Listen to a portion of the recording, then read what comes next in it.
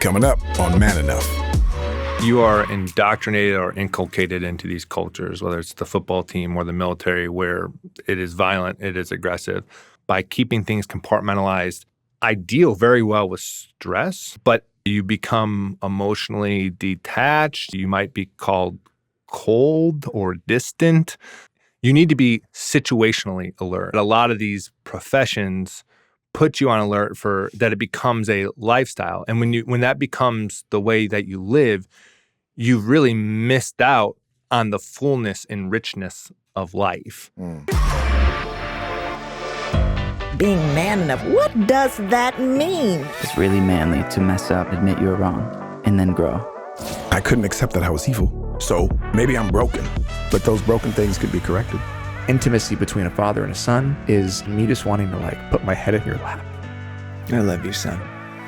You haven't called me benevolent sexist, but my experience is women are better. Even if it's a positive, it's still not equality. I don't blame men for that. I just blame the system. This Is Man enough. Hello and welcome back to Man Enough. My name is Liz Plank. I'm Jamey Heath. And Justin is not here today. Why? Because he's in an undisclosed location relaxing, doing some self-care. Did we kick Maybe him off? doing some We kicked him off the facials. podcast, didn't we? We locked the door. And Sorry, dude, you're done. No, we miss Justin. We miss him. We really do. Well, let's talk a little bit about who we are. Liz? Who we are. What do we do Who here? am I don't know. What do we do here at Man Enough? What do we do? Well, we have conversations about gender that are very inclusive, that are inclusive of everybody.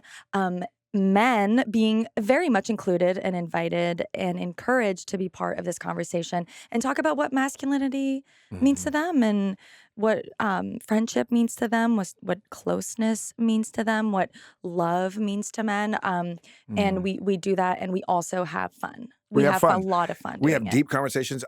Liz, have, I consider myself a pretty decent guy who's made a lot of mistakes, but one that cares deeply about the transformation of society. But you've never arrived. No. So what I love about what we do is we have guests on, we have conversations ourselves, and it gives me opportunity to reflect and continue to refine who I am. And I've learned so much from you. Of course, so we've learned so much from Justin and from our guests of how to be a better me, a better man. And to have this conversation, hopefully, help another care about that journey as well. Yes. So this is kind of what we do. It's kind of what we do. It's kind of our thing. Kind of our thing. What are we doing today? We have an amazing guest, Major Tom Schueman, who's with us today in studio. I'm really excited. So excited. Major Tom Schueman, who served in Afghanistan for 16 months. Tom was awarded a Purple Heart after he and others were ambushed in a field on November 9th in 2010. And he went on to get his master's in English literature at Georgetown University. And he teaches English literature at the U.S. Naval Academy. He gets up at 5 a.m. No, he leaves his house at 5 a.m. And I have many questions about how I can accomplish that one day. He remains in active duty in Annapolis, Maryland, and he just wrote a book together with Zainullah Zaki, who served as an interpreter for the U.S. forces. Tell everybody what the name of your book is. Sure, book's Always Faithful. Let's lift it up for those who watch us. Yeah, it's a beautiful story of two friends and male friendship. And after over 6 years of battling bureaucracy with Major Tom Schueman and as his advocate, Zach immigrated successfully to America with his family in 2021. So we're really, really thrilled. Welcome, Major Tom Schueman. Dude, welcome to the Man Enough podcast. Hey, thanks for having me. It's so sweet to have you here. We're hoping to go deep in, have some fun conversations. Maybe you can share with us some things that we can take away, how to be better. You've experienced a rich life, we know. Well, let's go deep, okay? This is a podcast about being real and being vulnerable. Sure. So when was the last time that you, Major Tom, Mr. Amazing, didn't feel like you were enough? Sure. I would push back on a lot of that praise, but that's kind of you. I think I just started a new job as the operations officer of an infantry battalion. So there's a little over 1,000 Marines, and I'm responsible for training them and preparing them to deploy to combat. I did not attend an operations officer course. I did not get a certificate that says you are now qualified to to be an operations officer. And so I think stepping into this unit who's kind of halfway through their training cycle and going to deploy to the Pacific in the near future, and the gravity of this profession is it's a life or death, and so it's not like if you have a bad day in the office, you lose some assets or some money.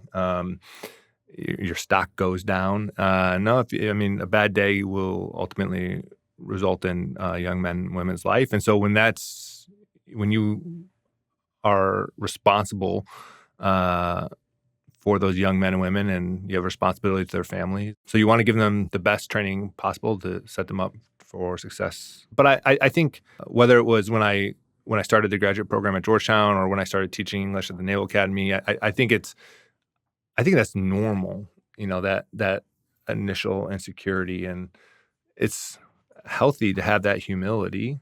So I think, the opposite is to kind of be arrogant or over-assume something, and having there's a small degree of imposter syndrome is probably healthy, normal.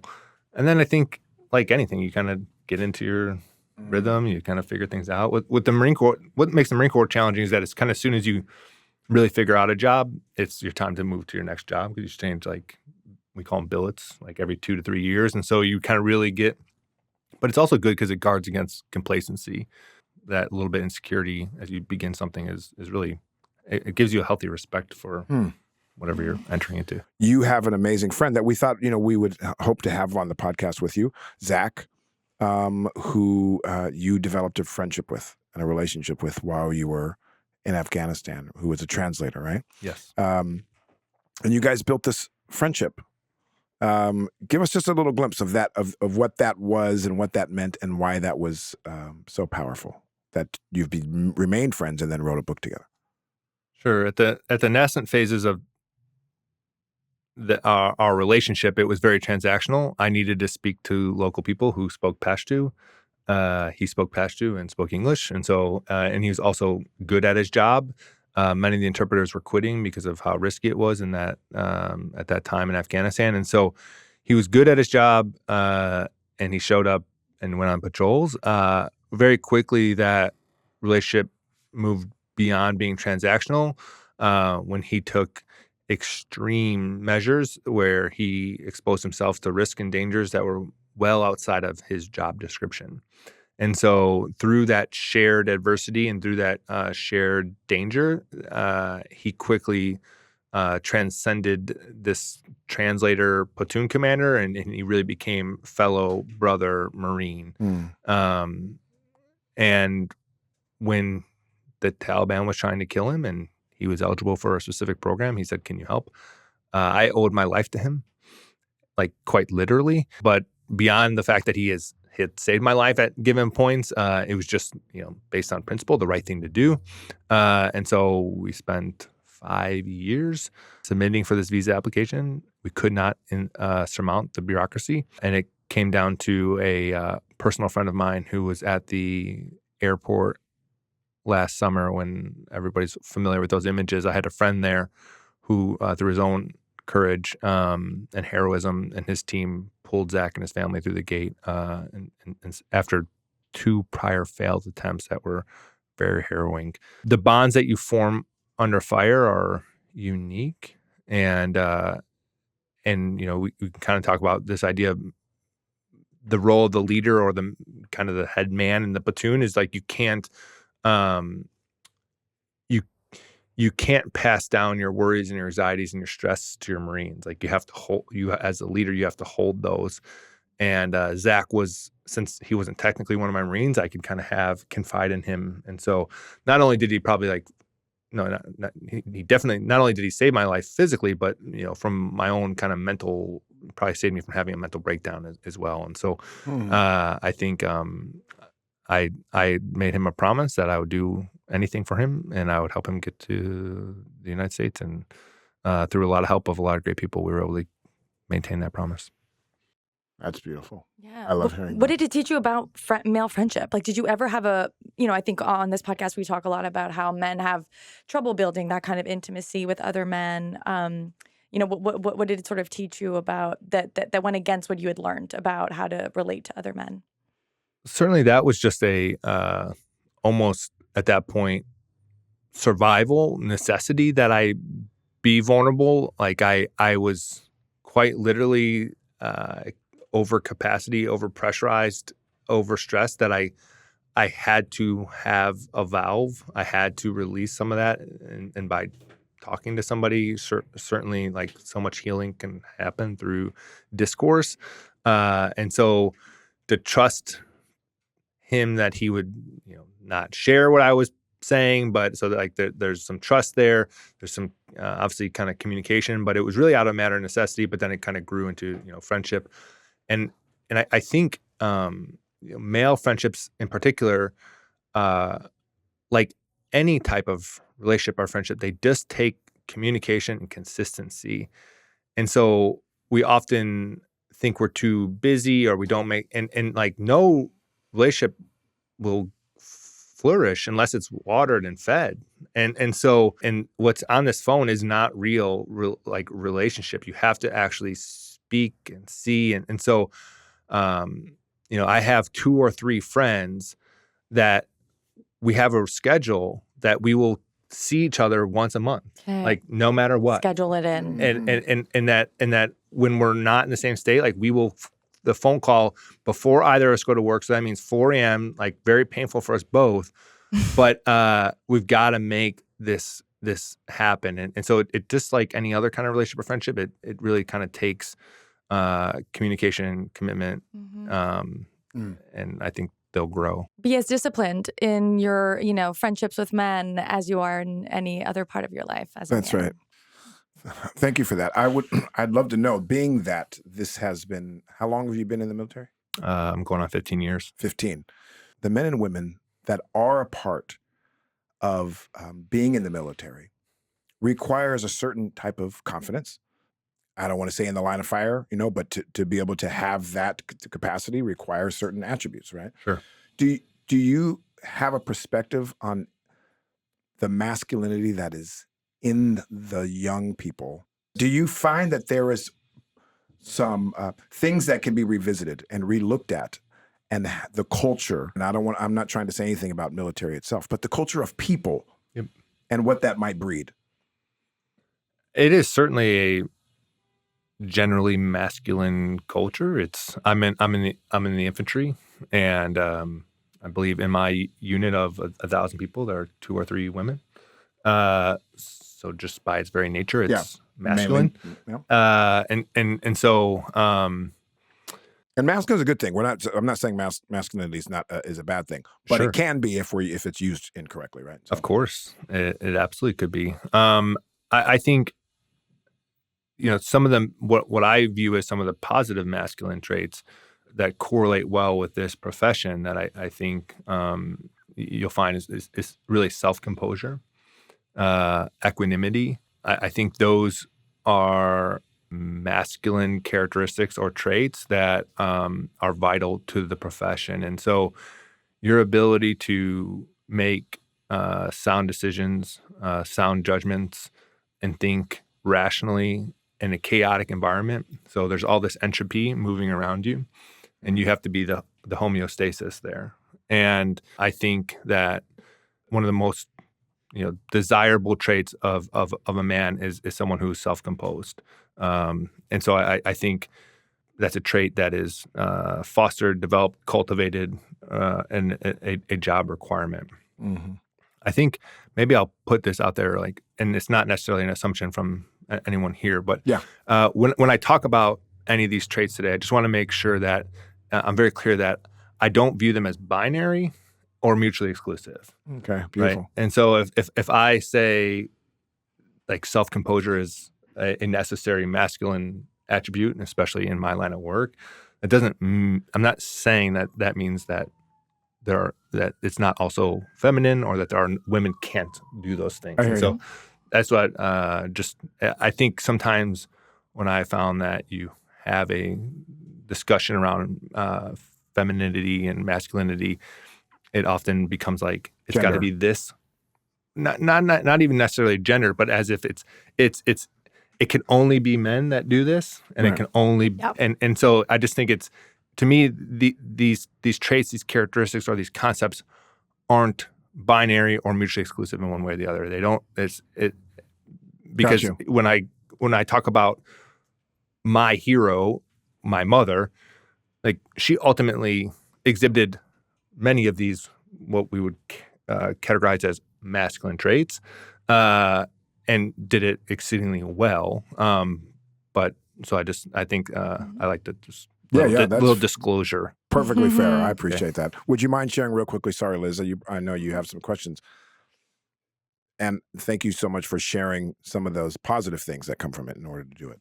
Are there things that you recognize that can be redefined, refined? Sure.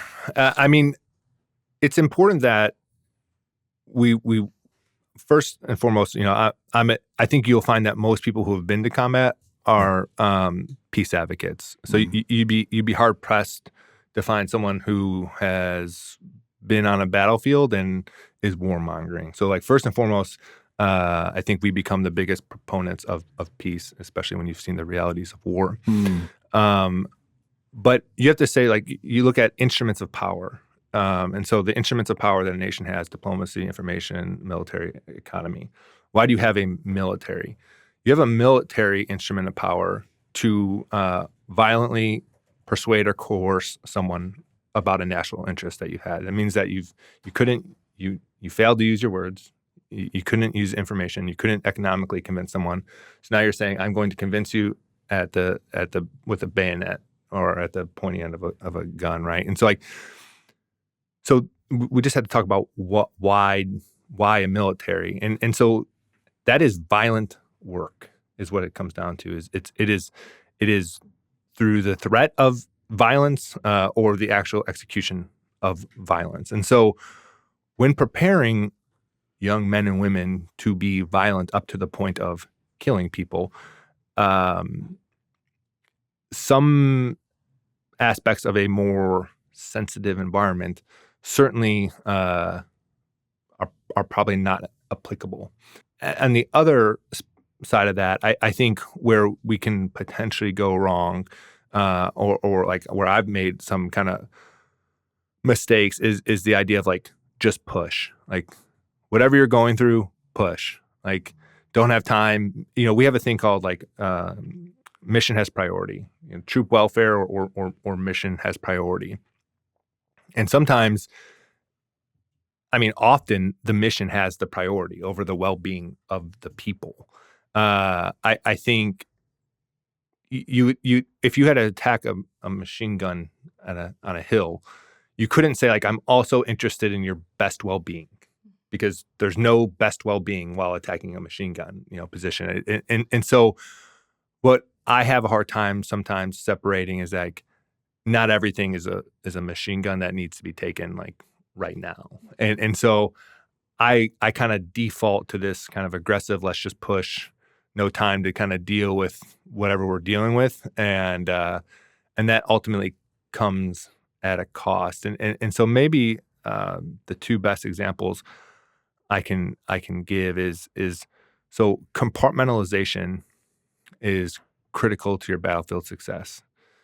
You're the battlefield conductor, and you're the conductor, and the battlefield is your symphony. And so all these things are happening. You just saw someone that you love lose their leg. You just heard over the radio that your best friend was just killed. You can't take each of these emotions individually and process them in the moment, because you have a job to do. Yeah. And so I will say, no, I don't have time to feel that. I'm going to just put it in here, put it away. And it allows you to be a very effective commander. I spent almost 3 years in Afghanistan and had many of these moments where I didn't have time to deal with these emotions, and I compartmentalized them, and it made me really good at my job. But when I got back, I never, what we call, like, unpacking the boxes. I never went and reevaluated any of those experiences. And here's, like, a part, like, of the military that, is maybe an issue, whereas what I would tell myself is, like, hey, you don't have time. You've got these Marines that you got to take care of. You don't have, like, you can't focus on this. You've got a job to do, a mission to do. keep pushing. Those they don't disappear. Those emotions, those feelings, those traumas, they're just going to resurface at some point. Grow, if you, right. And so you have this festering wound, and you just kind of keep trying to put a Band-Aid over it rather than heal it. And it manifests in very unhealthy behavior. And so that for me was something that I finally, through my own destructive behavior, because I wasn't dealing with these things, because I was just keeping them compartmentalized, but then they would bubble up of their own fruition. What I recognize is that I was scared. It wasn't that I had to focus on the mission. It wasn't that. It was that I was scared to do the work and what those emotions that I might feel. And so I didn't have the moral courage to interrogate why thoughts, feelings, and actions. Where are these thoughts coming from? And they're driving these certain actions. To think about where the thought that drove the feeling, that drove the action came from. That's scary stuff. And I think that's one thing that I found that we can probably do better. Yeah, but and you talk about not having the moral courage to do that, but it's not your fault, right? You were put in a position, and on a battlefield and did things that were extremely difficult. And so I hear you talk, and I feel angry on behalf of you when I see the U.S. government ignore a lot of veterans who come home with a lot of PTSD, a lot of mental health issues, and I don't see the state that is willing to put men and women, but let's be honest, it's a lot more men who end up going to war. They're fine with men putting their lives on the line, in that way. But then when they come back and they go, look at all my wounds, not just physical wounds, but those that are, not visible. I don't feel like there's that support. And I know you talk about this a little. I mean, you don't talk about this, but you reference in your book about, asking yourself at one point, am I just an instrument of the state? I'm curious if you can speak to, go deeper into mental health and the military and how veterans should be treated. Certainly. I view it as my responsibility. I'm only upset with myself that I didn't take corrective action earlier. I think the resources are generally available. I think to the most part it has been destigmatized. I think some of the myths around the impacts to your job, certainly at a point, were probably very true. And I don't know. I've now wrote about going and seeking help for mental health. I've talked about it plenty, and I haven't found anybody, that treats me any differently. And alternatively, I've had a lot of people express thanks for me kind of talking about this openly. So I will have a hard time. I will always find a way to own and take responsibility for anything. And so, but I think we talked about these invisible wounds. And so what the military does is we do a really good job of identifying how to treat a physical wound. And so if you have a gunshot to the arm, like, we know how to assess, we know how to treat that. And so we spend a lot of time doing this life-saving training for these physical injuries. And that makes sense that we would, do that type of training. But we don't do any training to identify the invisible wounds, to do these self-assessments. And so if you had any type of injury, I can quickly identify the injury and look at, like, what would be the best way for me to treat this injury. I don't have any of the tools of how to do a self-assessment. And so, we categorize casualties in three ways: routine, priority, and urgent. And so a routine injury is like, I sprained my ankle, I can kind of just walk it off, it'll be better. Priority means I I need a buddy to help me. Like I'm wounded or injured enough that I need somebody to what we call like firemen carry me out or something like that. And then an urgent casualty means that I need to get to a higher echelon of care. That I cannot treat this injury. My buddy is not qualified to keep. I need to get to a doctor. And so I think you can apply a similar model to these invisible wounds where it's like maybe I'm just having a funky day, and like let's just know that funky days are just part of life. And so there is no that's part of one of the issues that I found like surrounding the military is that as soon as somebody in the military is having a bad day, experiencing a normal human emotion, sadness, jealousy, anger, these are all normal emotions to life. We would say like, oh, you must have some type of combat related disorder. And it's like, that's not helpful either. I'm just having a normal human emotion, and we don't need to immediately elevate it to like that it's a disorder, right? And so like I think we're quick to kind of, as veterans were kind of mediating their experiences, anytime they had any emotion other than happiness, we said, oh, like you're having an emotion other than happiness, there must be something, and I think that's really fair. I hear that point. I think that's really fair. It's kind of like oftentimes you're human. Everyone's human, and you're not allowed to have a human moment without it being attached to something else. Yeah, and I hear that. And also I'm curious because I know as a boy myself, as friends, having 2 sons, I know all of my friends who played football carried certain attributes, and it contributed to a form of aggression that was not that of people who played another sport. Sure. Or were doing music, right? Sure. Because the culture allowed for that. And it was not their fault. I'm not blaming anyone, but it required that, right? We know from data, we see people that are boxers, if they're fighting a lot, we know that breeds a certain way of thinking. Sure. Not blaming it, not critiquing it, other than because I know it, that means I have to be prepared for the boys that are doing this. How are they going to end up in 10 years, 20 years? Because it's perpetuating a certain way of thinking. Sure. Right? So similarly, we know that the police force, there's a certain thing. You're always on guard. You have to do certain things. Not blaming any of them, but that's going to perpetuate a certain way of thinking. So if we're men, we have to be mindful of these things so that we're unpacking them. And then also, I would imagine in the military, it's constantly doing what you said. You're going out in a place where you're fighting for your life, fighting for your country, fighting all these things. Of course, you have to come with something. But like football, like boxing, like all these other sports, is it not breeding something that then men can do a disservice if we're not unpacking it? Sure. Because we then, I don't know, form aggressions, or we form a way to like camouflage our feelings, or, I don't know. That's where I'm interested in. Yeah. Because in our show, and what we really want to undefine is what masculinity means, how it affects men, and how we can be better.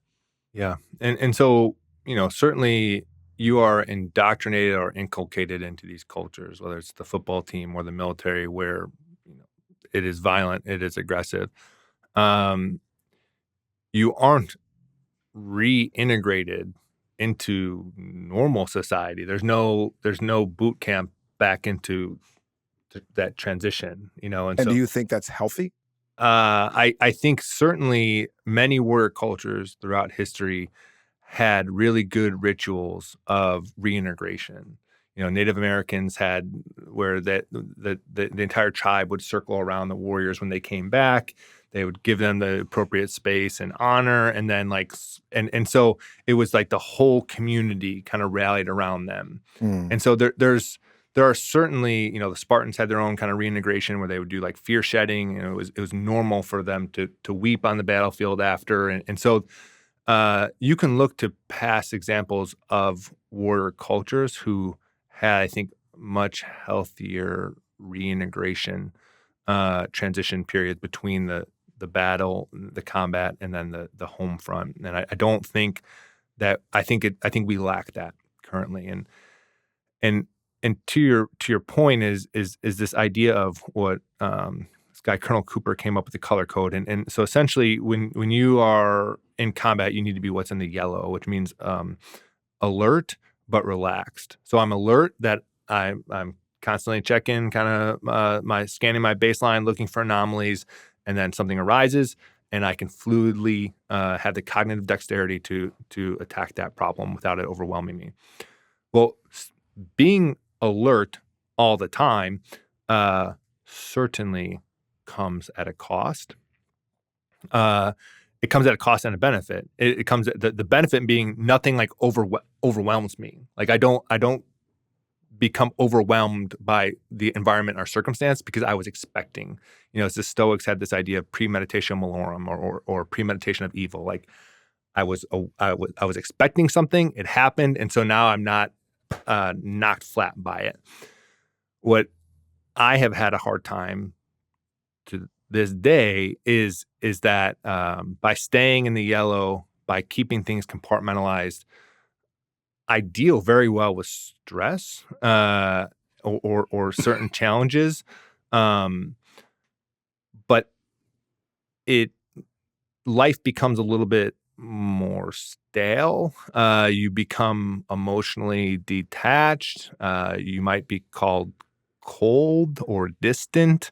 And so to get those rich, so you maintain a very steady baseline when you're kind of always alert and always vigilant because nothing can kind of throw you off your center. But Tom, let me ask you. Sorry, Liz. Those things you're saying. Yes. Let's just take it out of the military. Let's not even talk about that. Yeah. Wouldn't you say that if we were to design a man that we would think would be the best representation of what a man could be in humanity, wouldn't they include those very things that you just said have to be omitted? I would say that yes. And so what I'm getting at is like you need to be situationally alert. Like there's a time and place, but that a lot of these professions put you on alert for that it becomes a lifestyle. And when that becomes the way that you live, you've really missed out on the fullness and richness of life. Mm. And so if you want a full life, you have to be vulnerable. And the whole idea of being constantly vigilant and on alert is to reduce your vulnerability, but to get the highs and lows. And so I'm always like this, but then my happy moments are just a little blip. But my sad moments are just a little blip. But that's not a full or rich or complete life. And so it's a safe way to live, but it's not not a good way to live. And so I'm not advocating. So if I were to advocate a good masculine lifestyle, it's someone who in the correct situation or moment can present themselves to be vigilant and alert so that they can respond adeptly to whatever situation arises, but then can transition back to having the vulnerability required to, like, I don't get excited for things, like that's not, so I don't get let down, but then I'm not, and so this is not healthy. So I'm saying this is that's not what I'm healthy. interested in hearing. It's not healthy. It's not to critique your profession at all. And I don't know if everybody within my profession maintains these same exact values or ideals, but for me, 15 years, approaching 15 years in this profession, it's how I have found to be effective in this profession. And as a father, for the first time, I've had to force myself into being vulnerable, to being present. Because when you're fully present in a moment, You're a father to a boy. I have 2 boys and a girl, and when you're fully present, you can only see the thing in the moment. And so when my daughter's 4, and so she's my oldest, and so when I had her and she was an infant, for those moments when I would rock her to bed and sing, I had to be fully. I knew that I was depriving and robbing myself of a fleeting opportunity. That if I stayed like I normally am, I said, you won't get the richness of this. And so I had to be vulnerable. And so it's still something I'm working through for sure, knowing that this is not a rich or complete way to live, and something and that there is strength in being vulnerable. And that's something I struggle with. I love that you can say that. Liz, you have some. I have so many follow-up things. Go. And no. Please. But I mean, we go in a million different directions. I think compartmentalization. Is that a Works for me. word we're making up? Sure, let's say it. It exists. Mr. English major, you know that? Right. He says so. No, because I have in my romantic, but even I think not just romantic relationships with men, even with my friendships with men and my dad to a certain extent, there is that ability to compartmentalize that is both super annoying but also jealousy inducing because I can't compartmentalize. I wish I could. I feel like my life would be a lot better if I were able to do it better. But at the same time, when I've been with a partner, for example, who does it, it comes off as deceiving, because it's like are you feeling the thing or are you not, right? Or it almost, again, deceiving may not make sense but it's hard to people, to trust. but yes, and again, unempathetic or again cold. But at the same time, we all become a version of our professions, especially in a culture like the one we live in right now, where work is so tied to your identity.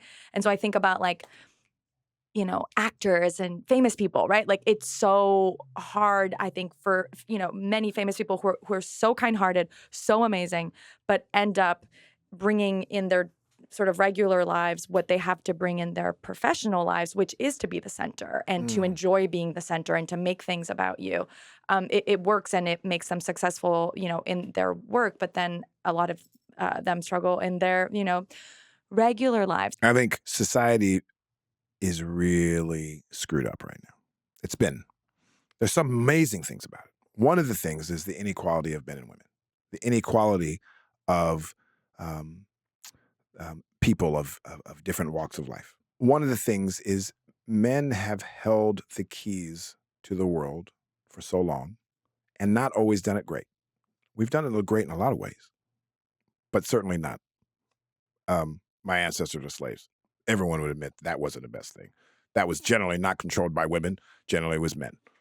So that's something that women did it too. Women did it too, but the leaders of it and the ones that were in charge and the top of the food chain were men.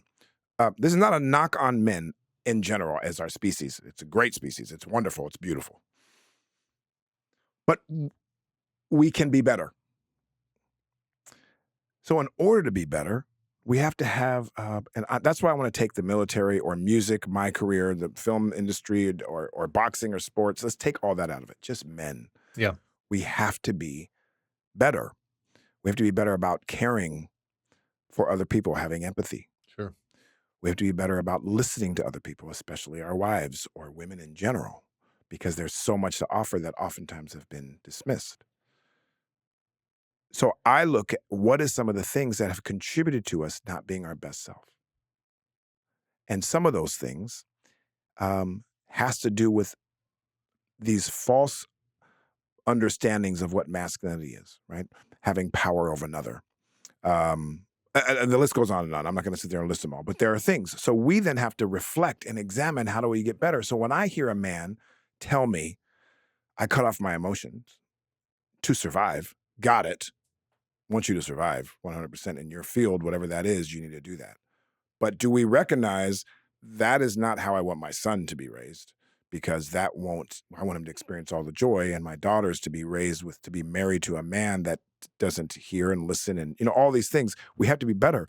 So I am curious, because you deal with so many men, and if you're really honest, forgetting the work itself, just I deal with so much men and I see masculinity up close. How do we get better? How do we really tangibly, actual things, right? Not just big grand theories. Sure.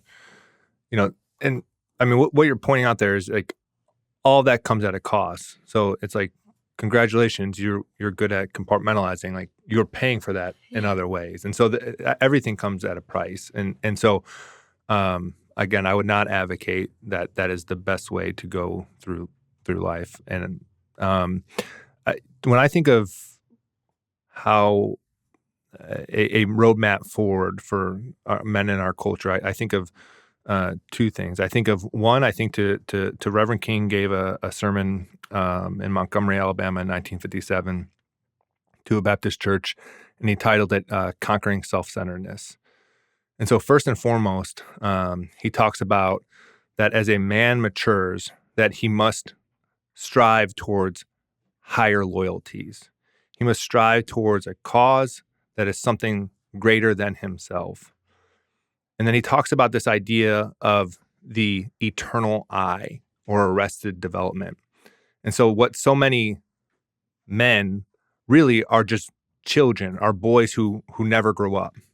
It's a Peter Pan syndrome that I think is infected so much of our culture. And so you talk about masculinity as like power over, and how that's like that's a wrong way to view it. I agree. To me, what he's talking about is it's through service to others. Servant leadership is really this idea of service and sacrifice for something greater than yourselves. And it doesn't have to be through military service, right? It could be to your family, it could be to your community, it can be to any, there are many, many good and righteous causes that are greater than the individual. And so for you to end the eternal I, or just focusing on your individualistic concerns, he talks about like this, that children are necessarily egocentric. This is all from this sermon, that you're a bundle of your own emotions as a child, that everything has to be about you. But if you were to mature into a man, at some point, you ascribe to these higher loyalties, and you say, I'm willing to serve this thing, this person, this cause, and make sacrifices. And so I think that is where you can escape the eternal I. That's where you can break the arrested development. That is where you can end this Peter Pan syndrome, is when you find something to serve, and I would just, service comes at a cost, but I think the ultimate reward for having a higher loyalty to something outside yourself is so fulfilling and so rewarding and so necessary in any individual's kind of growth process. And then the other way that I think tangibly to get after it is Joseph Campbell talks about the hero's journey. And in the hero's journey, there's a calling, and then you respond to that call. And it usually means you leave your home, you slay a dragon, whatever this proverbial dragon is, you learn a lesson, and then there's some kind of where you come back and you bring those lessons forward to your community, to your neighbors. And so you have to find like what is that calling? And part of the issue is like that we in today's day and age where there's so much information, we're waiting for that perfect, what is that? Like we're waiting for like God to write it in the clouds for us. Like it's like you just got to start to pursue something, not recklessly with some planning, but at some point, if you're waiting for everything to be perfect, to align, to step outside that comfort zone and to go find and slay that dragon, if you're waiting for the perfect conditions, they're not coming. And so like at some point you just need to go out and get after something, and you will struggle, and there will be adversity, and you will grow in that adversity and that struggle, and you will have an opportunity to really refine your character. It's cyclical. So veterans will transition, they'll go back to their home, they'll have gone and slayed, even if they don't go to combat, right? They've gone out, they've done something, they've discovered some things. But then they end up back in their mother's home, and they kind of they like this. They start to infantilize themselves. They start to kind of revert back to the boy that they were when they last. And so, like what men need to do is they need to go, what is my call? I need to go out and do that thing, accomplish whatever that thing is. What growth did I experience from that adversity that I can bring back? But then find the next call. Like life is not about just reaching the summit. Because once you're done climbing, you're done. You've got to find the next calling, the next hill to because otherwise you will start to get complacent. You'll start to revert back. And so I think you got to continue on a cyclical hero's journey where you go out, you learn some things, and then you bring those back. You add value. You contribute, And so, and that's part of it as well, is like there's too much what's in it for me or consumerism for men where they're waiting that rather than being contributors, they're consumers. And rather than trying to find ways to be useful, they're trying to take, right? And so to me, as a servant leader, as someone who's committed to higher loyalties, I don't want to take, I want to contribute. And I want to find where can I be most useful within my community, within my friendships.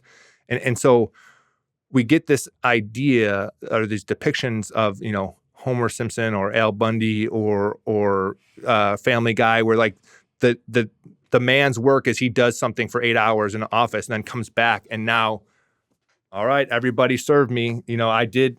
It's like, no, now you're at work again. and so like these models of dads or men that we've seen through popular culture, I think are very like they pollute kind of the way that it's like I work long hours.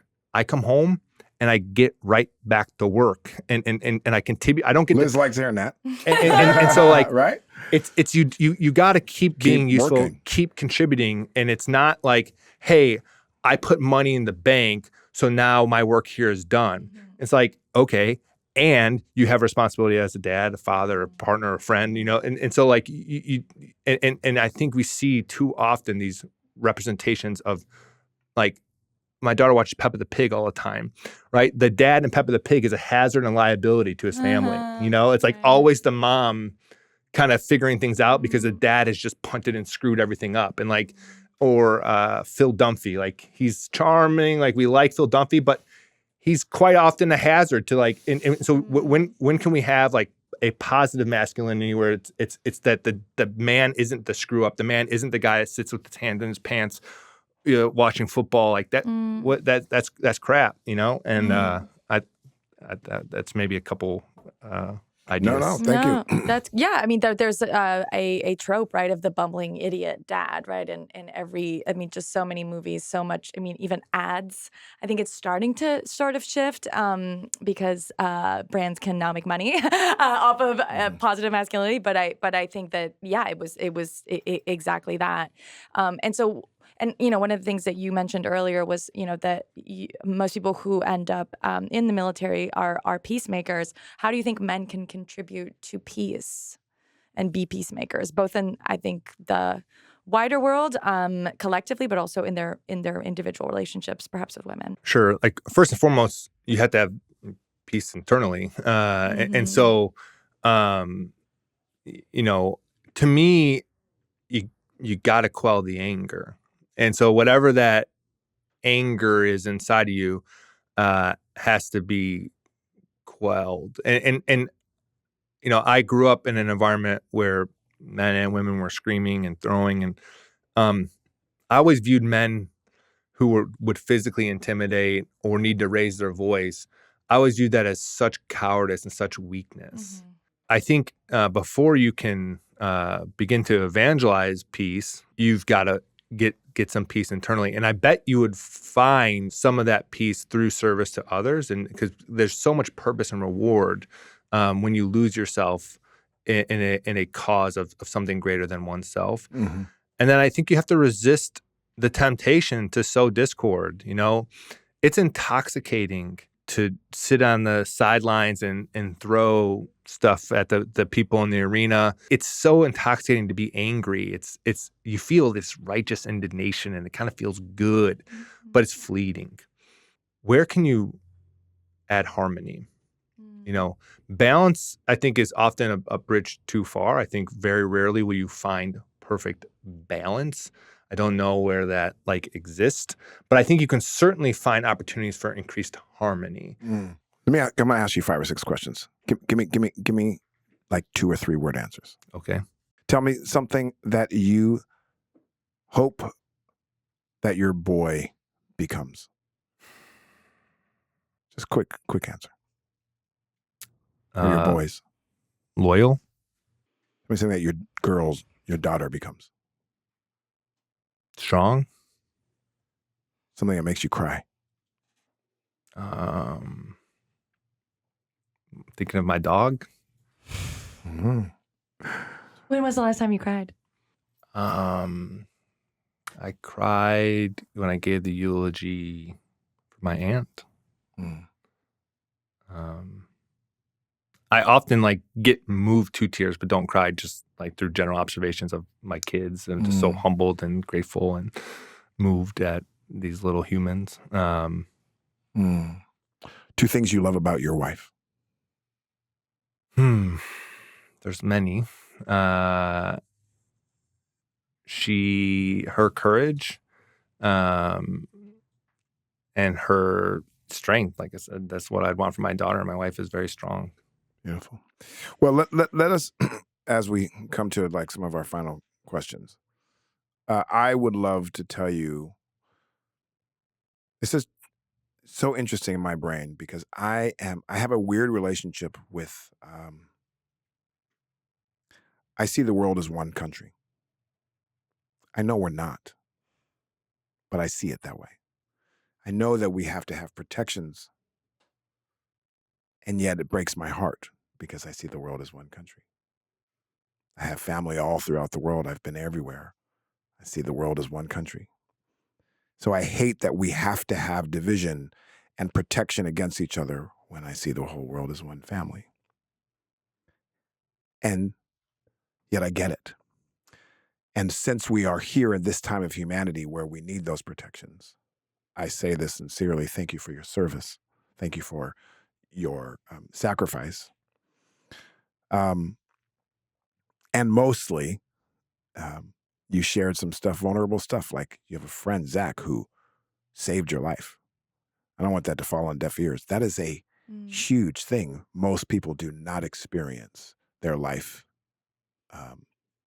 being taken from them, or at least the glimpse of that. So for you to have experienced that in the name of protecting something that you feel loyal to and greater than yourself, and for all of us and for the world being one family, is really, really spectacular and deserves all the love and acknowledgement. I know that you deflect it because I see that you're very humble. But I admire your courage. And also, I'm thankful to Zach that you had a friend that you could release in a way that you couldn't in other ways, so that you didn't have that mental breakdown, so that you could come home and have a family and help other young men and women and train them and hopefully give them a glimpse of this is what you're going to experience, and we want you to be wonderful beings afterwards or through it. So here's some key things I've learned. And maybe that's how to undefine what it means to be masculine and to embrace feminine stuff. And yes, you got to put your emotions aside to get through it, but make sure you get back in touch with it because that's how we advance, so much. So I just wanted to say some words to you that were in my heart, and we appreciate you. Yeah. And thank you for sharing, the things that you're working on and what you're trying to move through. And, there's this saying thank you for your service is the end of a conversation, and it should be the beginning of a conversation. And I am glad that we were able to start that and hopefully encourage more people to, ask questions and be curious. Yeah, indeed. We have a final question we ask everyone. And we're really curious to know what yours is. What does it mean to be man enough to you? To be a servant leader committed to something greater than yourself.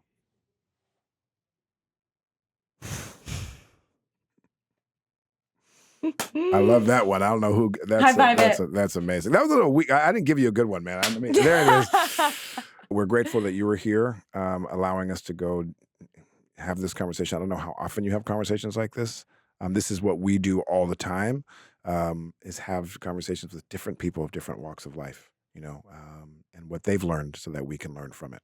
Yeah, it's a really important one. Yeah. Thanks for having me. Thank you for that. You want to take us out, Liz? Take us out. Yeah. So if you like what you heard, you can follow us everywhere.